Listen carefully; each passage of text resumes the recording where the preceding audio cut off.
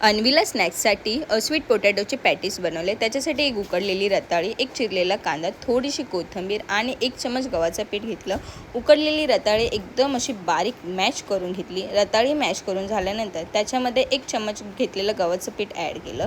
ते ॲड केल्यानंतर त्याच्यात चिरलेला कांदा आणि कोथिंबीर टाकली। हे सर्व टाकून झाल्यानंतर 1 चमच हळद, 1 चमच धना जिरा पावडर आणि जर तुम्हाला ह्याच्यामध्ये मीठ टाकायचं असेल तर तुम्ही ह्याच्यामध्ये मीठ टाकू शकतात। हे सर्व टाकून झाल्यावर एकदम असं व्यवस्थित मिक्स करून घेतलं। जवळजवळ मी हे 1 ते 1.5 मिनिट छान प्रकारे मिक्स केलं।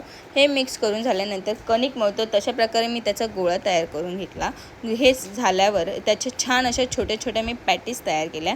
तुम्ही बघू शकता माझ्या पॅटीस एकदम अशा मस्त तयार झाल्या होत्या। अजिबात हाताला चिपकत नव्हत्या किंवा तुटतही नव्हता।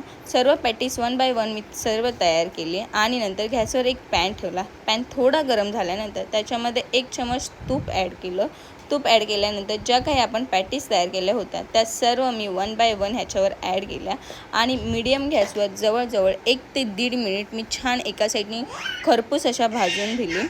एका साईडनी भाजून झाल्यानंतर त्या पुन्हा मी दुसऱ्या साईडनी चेंज केली आणि त्याही साईडनी सेम जशा इथे वर भाजल्या आहेत सेम ते 1 ते 1.5 मिनिट दुसऱ्याही साईडनी भाजून दिले।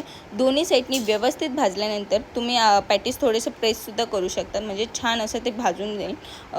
प्रॉपर असे भाजून झाली होती। एकदम असं त्याचा खरपूससुद्धा वास सुटला होता। ही खूप साधी आणि सोपी रेसिपी आहे आणि खरंच खूप टेस्टी लागते। मी टेस्ट करून बघितली। तुम्ही तुमच्या बाळासाठी हे स्नॅक्ससाठी बनवू शकतात। जर तुम्हाला ही रेसिपी आवडली असेल तर प्लीज लाईक करा, शेअर करा आणि माझ्या चॅनलला सबस्क्राईब करा। थँक्यू।